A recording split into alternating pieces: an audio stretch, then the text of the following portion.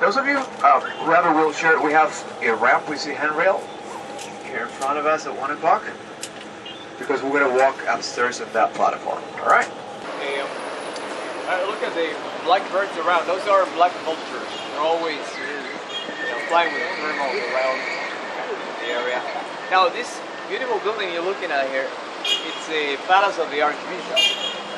It looks what, 1600s, 1700s? It was built in 1926. And this happens because of pure nostalgia, okay? The earthquakes have destroyed so many times the colonial life of this city that at one point the architects felt like they wanted some of that colonial style back in the time, right? So in the 1920s, 30s is when they developed the colonial style, and so it's called neo-colonial. And it just mimicked the standards of classic Baroque from 1600s and also the Moorish standards, right? What's Moorish here? The balcony, right? When you go to Morocco, to Turkey, you find in the palace of the Sultan, this prolongation of the second floor with the box that has this carving, right, the lattice, that allows the women of the Sultan, the harem, to look outside without being seen. So in Spanish, that's called celosía, because you're...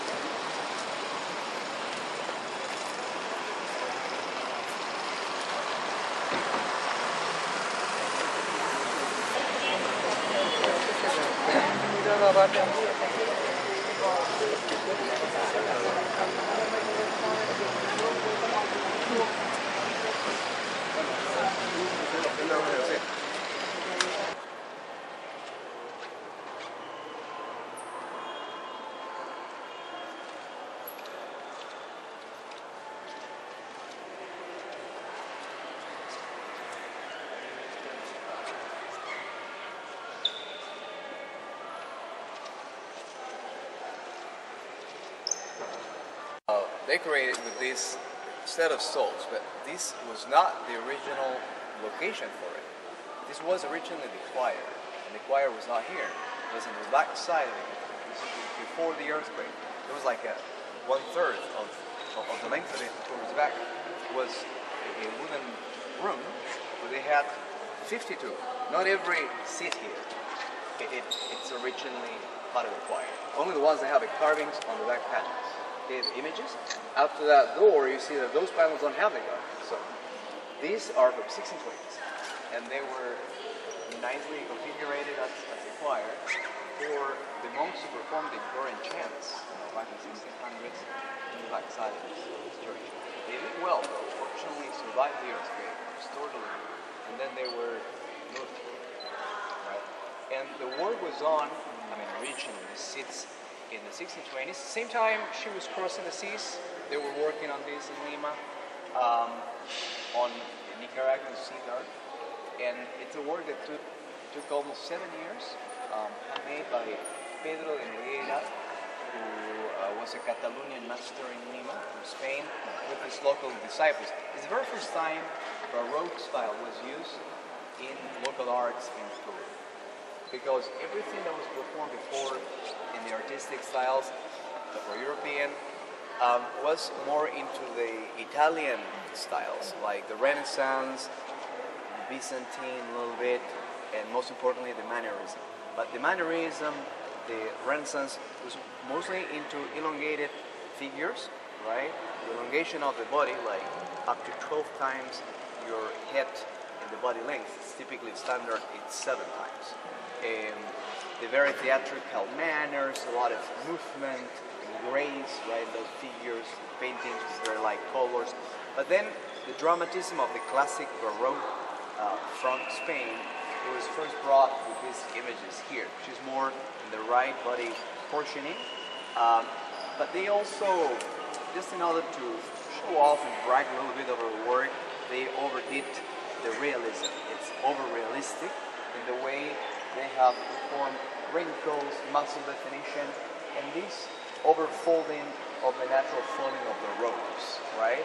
That it shows a lot of movement in it of the clothes fall around. Who are these guys? Well, martyrs, founders of the church, evangelists, etc. Structures of the Catholic Church. It's a wonderful work. It's considered the best carving in the New World from the colonial times. Right? Now, you see that image in the altar? It's what do you think it is? It's a young guy riding a hook. Who can he be? The central image in the great table of that chapel. Saint John the Evangelist, right? He's writing the gospel, and his attribute is the eagle. You know, every evangelist has the eagle, the angel, the bull, the lion. Well, he's stepping on an eagle, you see? Well, that same eagle is upheld by the angels at the top of the altar. Is up on top of the Stations of the Cross, the paintings by the frame. It's in the bottom part of the chandeliers, up at the pulpit, golden by his same figure, or by the marble image.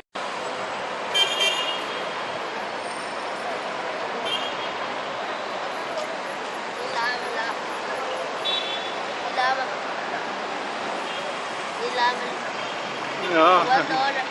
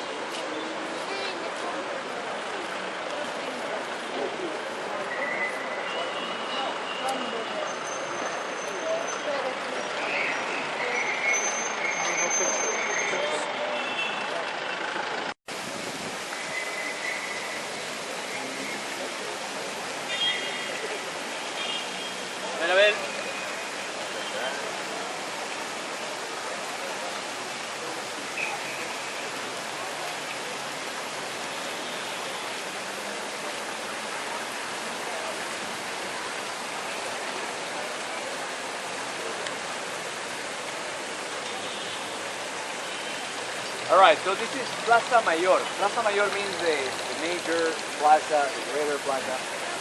That found is kilometer zero. All these pieces that you're reading, probably, are referred from kilometer zero. Right? It's also almost the geographical center of the city. Kind of, half to the south, half to the north, that way. It's a historic center and the center for the administration of the country, because the presidential palace, we call the government palace, is right there. In that same spot is where the local Inca ruler, who was conquered by Pizarro, named Taulichusco, had his palace. So Pizarro couldn't find a better place to build his palace. When Pizarro was killed, another long story, but it was killed by the son of his partner in revenge to the death of his father, friend of Pizarro. He came down, and in 1541, at the age of 63, he died because of 17 stabs. One of them through his neck, his rock. Okay.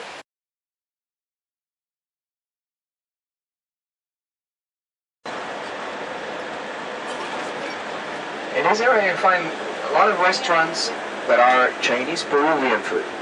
Like at 10 o'clock, you see a Chinese looking roof on the left hand side. Well, that's a chifa. We call it chifas. Chifa comes from the Chinese Cantonese term chifan, which means to eat rice.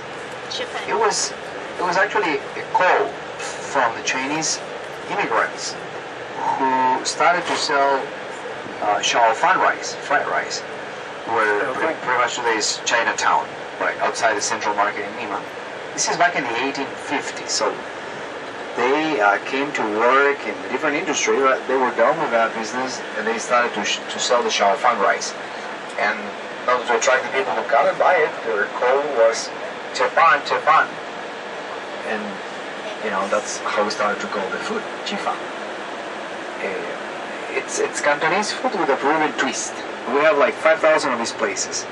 That kind of food and the roasted chicken, like at 1 o'clock, Rockies, that's a chain of rotisseries. They sell roasted chicken. Those two kinds of foods are the most popular. It has these places all over. Then comes ceviche, right? Now, what were the Chinese doing in Lima, Peru in the 1800s? That's due to an industry that was based on collecting the bird droppings, the guano. You know the word guano, right? Well, you know it, but it's not your language. Guano is Quechua language, it's Inca language. So how come you know that word? It's because you bought it from us, and we label those sacks guano. And why would we produce so much guano? Because remember, it never rains in the coast. We have so many islands, which are permanent residents for millions of colonies of birds, which have been, pooping through the centuries, and that has been adding and adding and adding layers and layers of guano on top of every island, which in some cases almost doubled the natural height of it. So we had a lot of resource in it, that it concentrates nitrate, which was used as a fertilizer during the industrialization of agriculture in the 1840s and 50s. So that drove our economy for about 50 years in Peru.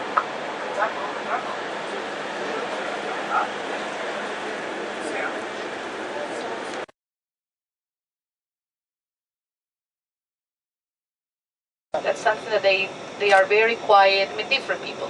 So it's interesting.